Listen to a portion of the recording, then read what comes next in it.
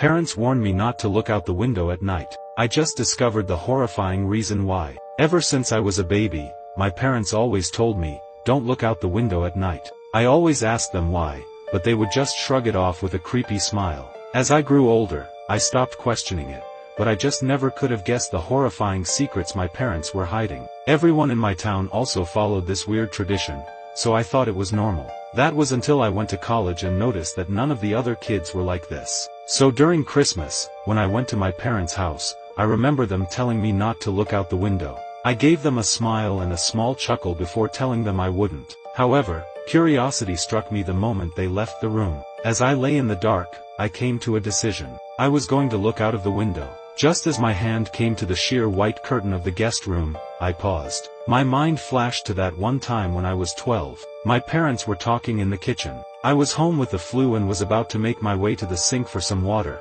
but I stopped at the doorway. I hid behind the wall, peeking my head out from the doorway just an inch. My mother was crying and my father was holding her and rocking. That poor little girl. I feel horrible for her family, whispered my mother. My father just nodded and continued holding her. I went back to my room after that. Several hours later, my dad came up to my room with several pieces of wood and boarded up my windows. What are you doing that for, Dad?